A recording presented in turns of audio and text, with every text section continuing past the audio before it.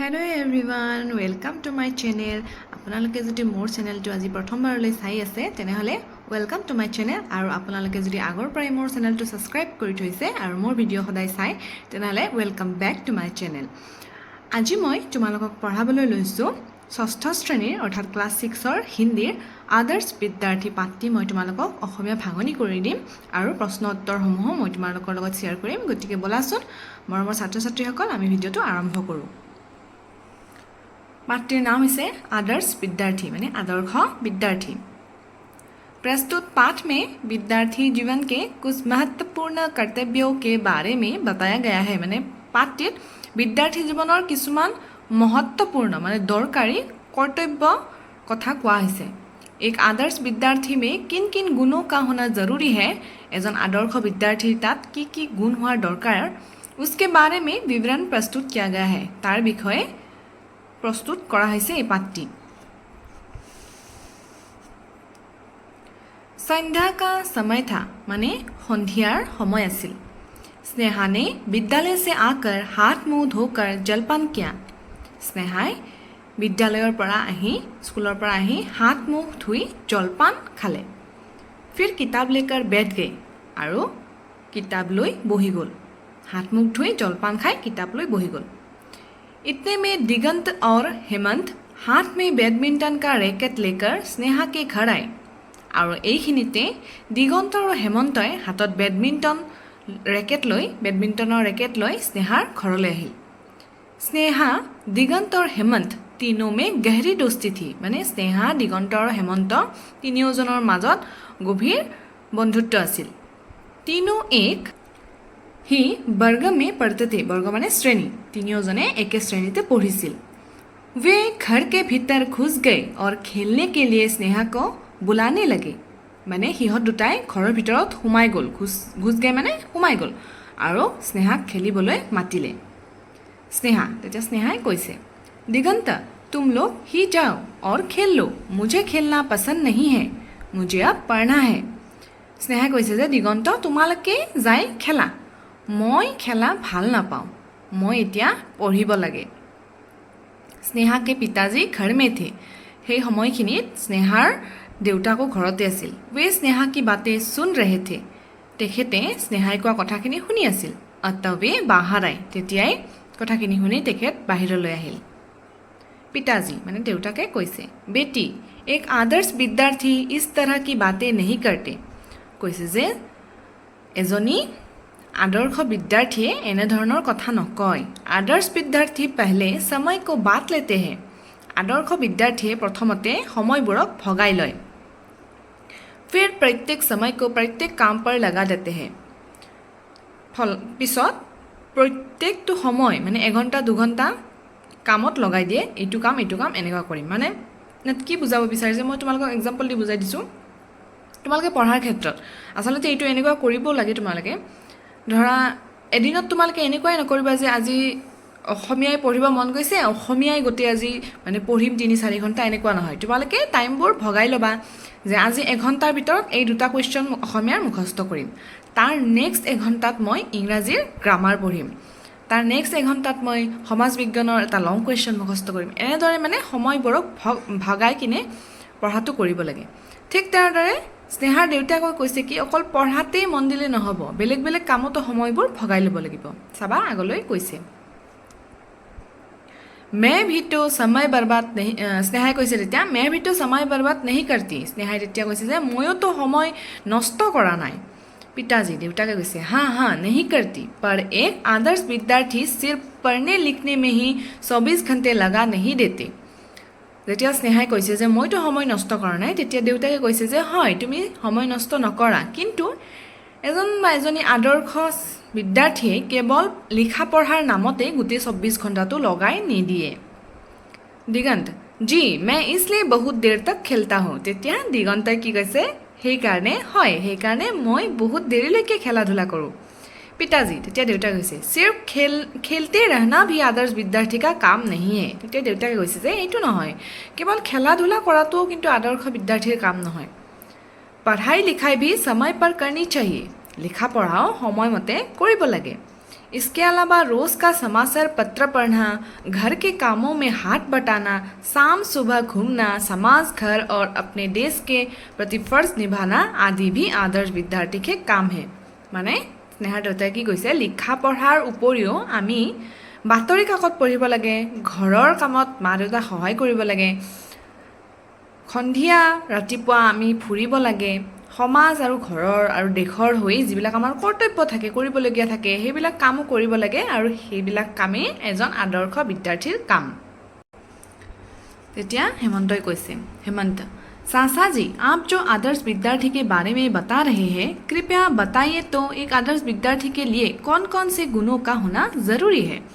हेमंत কৈছে যে খুৰাদেউ, আপুনি যে আদৰ্শ বিদ্যাৰ্থীৰ কথা মানে কৈ আছে, কৃপা কৰি আদৰ্শ বিদ্যাৰ্থীৰ কাৰণে কি কি গুণ থকা দৰকাৰ আপুনি কৈ দিয়ক।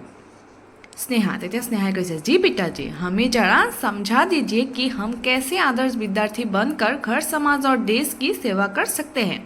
স্নেহাই কৈছে যে হয় দেউতা, আমাক বুজাই দিয়ক যে আদৰ্শ বিদ্যাৰ্থী হ'বৰ কাৰণে ঘৰ সমাজ আৰু দেশৰ কি কি সেৱা আমি কৰিব লাগিব। पिताजी, अच्छा ठीक है, सुनो दिगंत हेमंत तुम लोग भी बैठ जाओ। स्नेहा बैठने का बंदोबस्त कर देती है।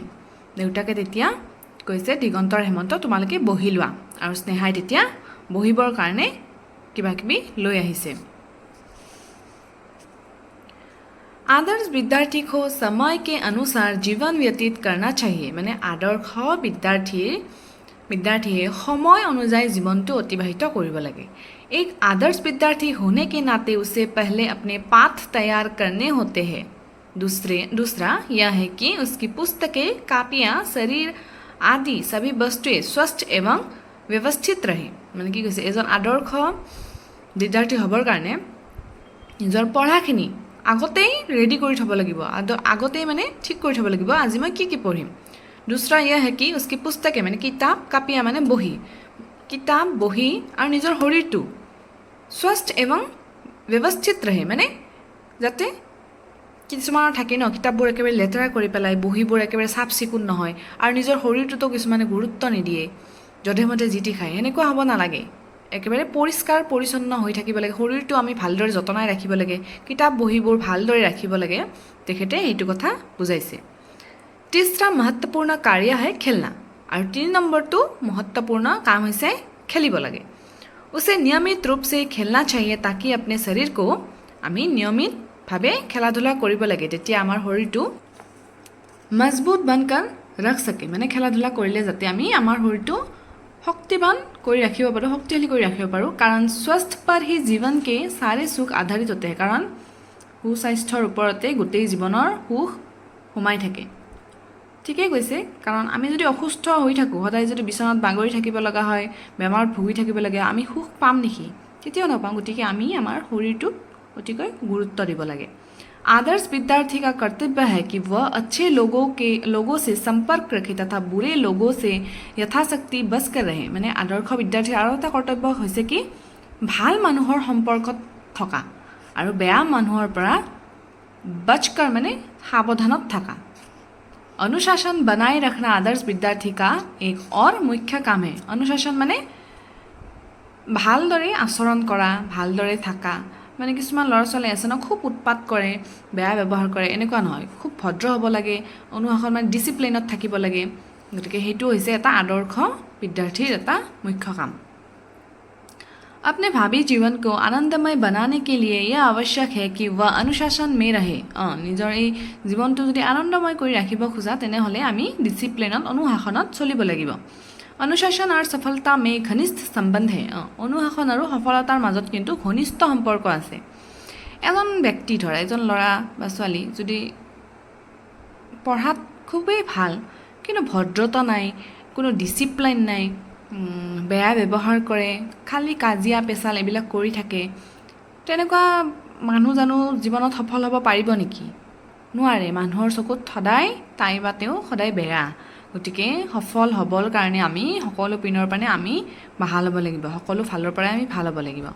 याद रखना जहाँ अनुशासन है वही सफलता है। কৈছে যে মনত ৰাখিবা, য'ত অনুশাসন আছে তাতেই সফলতা আছে। जहाँ अनुशासनहीनता है वहाँ असफलता ही असफलता है। য'ত অনুশাসন নাই তাত কিন্তু असफलता और असफलता ही আছে। आखिर तुम लोग समझ गए होंगे कि एक आदर्श विद्यार्थी किस तरह दूसरों के लिए स्वयं एक आदर्श बन जाता है। মানে দেউতাই কৈছে যে তোমালোকে চাগে এতিয়া বুজি পাইছা যে আদৰ্শ বিদ্যাৰ্থী এজনে তেনেদৰে বেলেগ এজনৰ কাৰণে নিজেই এজন আদৰ্শ হৈ আদৰ্শবান ব্যক্তি হৈ উঠিব পাৰে। তুমি যদি নিজে ভাল হোৱা ন, সন্মুখত তোমাৰ যিজন থাকে সৰু ভণ্টি বা ভাইটি, সেইজনে তোমাক চাইহে অনুকৰণ কৰিব ন। তুমি যদি বেয়া কাম কৰা সৰুজনেও তোমাক অনুকৰণ কৰিব, সিও বেয়া ৰাস্তাত যাব, তুমি ভাল কাম কৰিলে সিও ভাল কাম কৰিব। তাৰপিছত তিনিও কৈছে, তিনো जी हाँ अब हम पूरी तरह समझ गए हैं कि अध्ययनशील अनुशासन प्रिय तथा खुद आत्मनिर्भरशील बनते हुए दूसरों की सेवा करना तथा शरीर और दिमागी मजबूती के लिए खेलना कितना ज़रूरी है। কৈছে যে আমি এতিয়া বুজি পালোঁ যে অধ্যয়নশীল মানে অধ্যয়ন কৰিব লাগিব। অধ্যয়ন মানে শিকিব লাগিব আমি। অনুশাসন মানে তো ক'লোৱে মই যে ডিচিপ্লিন এটা, আত্মনিৰ্ভৰশীল মানে নিজৰ ওপৰত ভৰসা ৰখা, আনৰ ওপৰত ভৰসা ৰখা নহয়, নিজে কিবা এটা কৰি যাতে কৰিব পাৰোঁ, নিজৰ ওপৰত ভৰসা ৰখা। দুষ্ট্ৰ কি সেৱা কৰা মানে বেলেগৰ সেৱা কৰা। শৰীৰটো আৰু মন মগজুক যাতে আমি মজবুত কৰিব পাৰোঁ তাৰ কাৰণে আমাৰ খেলাটো খুবেই দৰকাৰী। पिताजी शाबाश, मुझे आशा है कि आज से तुम लोग ज़रूर एक एक आदर्श विद्यार्थी बनने की कोशिश करोगे। তেতিয়া দেউতাক উৎফুল্লিত হৈ কৈছে যে মই আজিৰ পৰা আশা কৰিলোঁ যে তোমালোকে এজন এজন আদৰ্শবান বিদ্যাৰ্থী হ'বলৈ যত্ন কৰিবা। স্নেহা জি পিতাজী। তেতিয়া স্নেহা কৈছে হয় দেউতা। দিগন্ত হেমন্ত জি চাচাজী নমস্তে। দিগন্ত হেমন্তই তেখেতক নমস্কাৰ দিলে। এইখিনি আছিল আদৰ্শ বিদ্যাৰ্থীৰ অসমীয়া ভাঙনি। বলাচোন এতিয়া কুৱেশ্যন এনচাৰবোৰ কি আছে আমি চাই লওঁ। विद्यालय से आकर स्नेहा ने क्या किया। आंसर तो बस स्नेहा ने विद्यालय से आकर हाथ मुंह धोकर जलपान किया, फिर किताब लेकर बैठ गई। এইখিনি হ'ব। তাৰ পিছত আছে स्नेहा के दोस्त कौन कौन है। आंसर হ'ব दिगंत और हेमंत। नेक्स्ट क्वेश्चन, दिगंत और हेमंत से खेलने के बारे में स्नेहा ने क्या कहा।